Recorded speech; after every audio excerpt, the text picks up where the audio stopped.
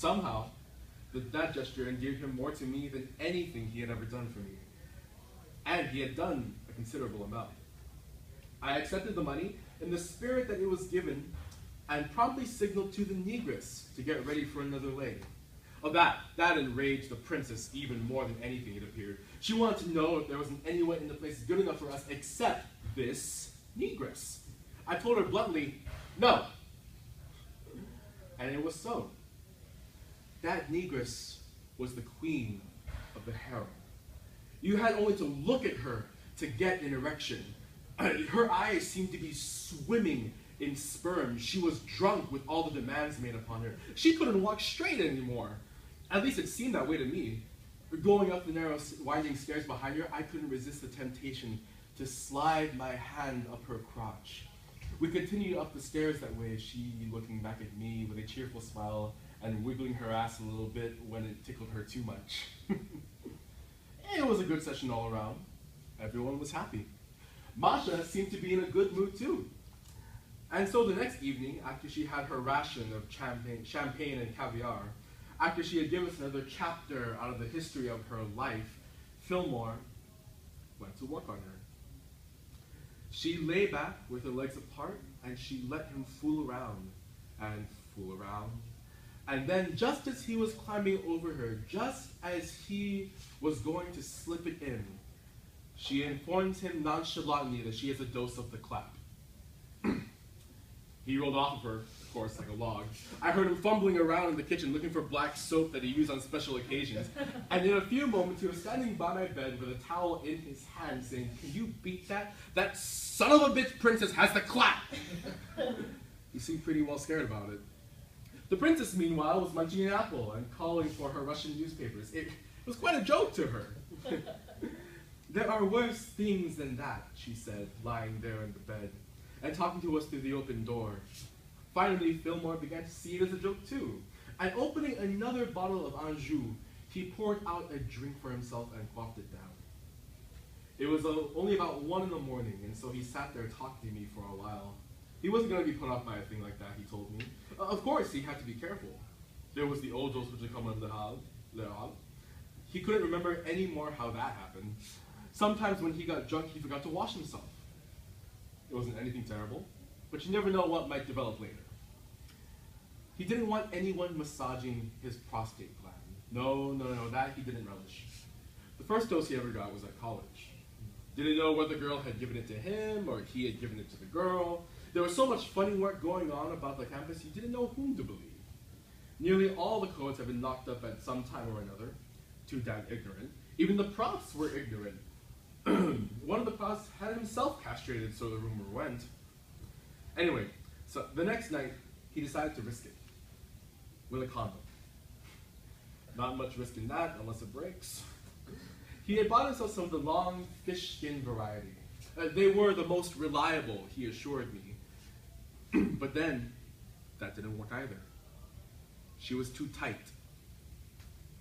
"Jesus, there's nothing abnormal about me," he said. "How do you make that out? If somebody got inside her all right to give her that dose, he must have been abnormally small." So, one thing after another failing, he just gave it up altogether. They lie there now like brother and sister with incestuous dreams. Says Masha, in her philosophic way, "In Russia, it often happens that a man sleeps with a woman without touching her. They can go on that way for weeks and never think anything about it until paf! Once he touches her, paf, paf! After that, it's paf, paf, paf, paf, paf!" All efforts are concentrated now on getting Masha into shape. Fillmore thinks if he cures her of the clap, she may loosen up. A strange idea. So he's bought her a douche bag, a stock of permanganate, a whirling syringe, and other little things which were recommended to him by the Hungarian doctor. A little quack of an abortionist over near the Place de Lille. It seems his boss had knocked up a 16-year-old girl once, and she had introduced him to the Hungarian. And then after that, the boss had a beautiful shank, and it was the Hungarian again. That's how one gets acquainted in Paris. Genital-urinary friendships. Anyway, Under our strict supervision, Masha is taking care of herself. The other night, though, we were in a quandary for a while. She stuck the suppository inside her, and then she couldn't find the string attached to it. My God, she was yelling, where is that string? My God, I can't find the string. Did you look under the bed? Said Fillmore. Finally, she quieted down, but only for a few minutes. The next thing was, my God, I'm bleeding again. I just had my period, and now there are goûters again. It must be that cheap champagne you buy. My God, do you want me to bleed to death? She comes out with a kimono on and a towel stuck between your legs, trying to look as dignified as usual. My whole life is just like that, she says. I'm a neurasthenic. The whole day running around, and at night I'm drunk again. When I came to Paris, I was still an innocent girl. I read Villon and Baudelaire, but as I had then 300,000 Swiss francs in the bank, I was crazy to enjoy myself, because in Russia they were always strict with me. And as I was even more beautiful then than I am now, I had all the men falling at my feet. Here, she hitched up the slack which had accumulated around her belt. You mustn't think I had a stomach like that when I came here. That's from all the poison I was given to drink. Those horrible aperitifs which the French are so crazy to drink. Then I met my movie director, and he wanted that I should play a part for him. He said I was the most gorgeous creature. The most gorgeous creature that shouldn't have lost her place in the book because she was looking up. Where am I? Many apologies. Most gorgeous creature in the world, and he was begging me to sleep with him every night. I was a foolish young virgin, so I permitted him to rape me one night. I wanted to be a great actress, and I didn't know he was full of poison. So he gave me the clap. And now I want that he should have it back again. It's his fault that I committed suicide in the Seine. Why are you laughing?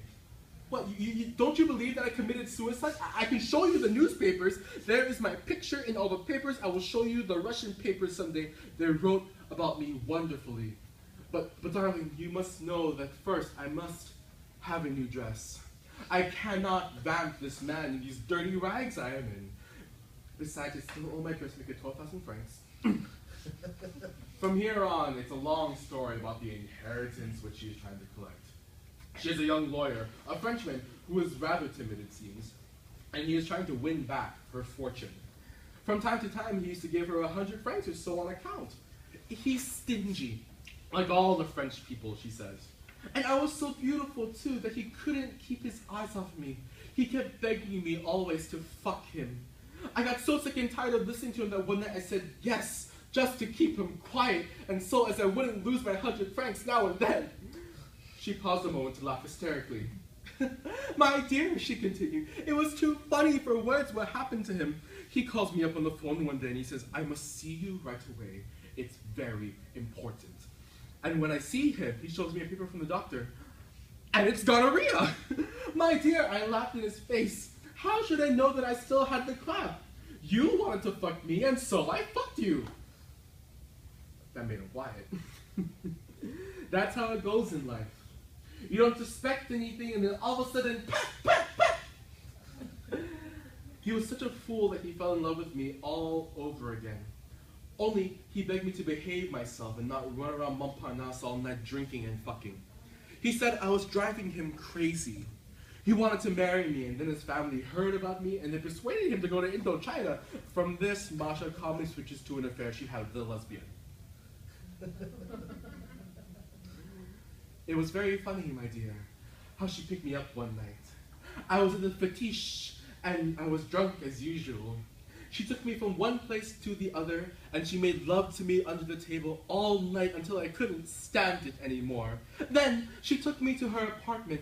For 200 francs, I let her suck me off. She wanted me to live with her, but I didn't want to have her suck me off every night. It makes you too weak. Besides, I can tell you that I don't care so much for lesbians as I used to. I would rather sleep with a man, even though it hurts me. When I get terribly excited, I can't hold myself back anymore. 3, 4, 5 times, just like that. Paf, paf, paf. And then I bleed. And it is very unhealthy for me because I am inclined to be anemic. So you see why once in a while, I must let myself be sucked by a lesbian.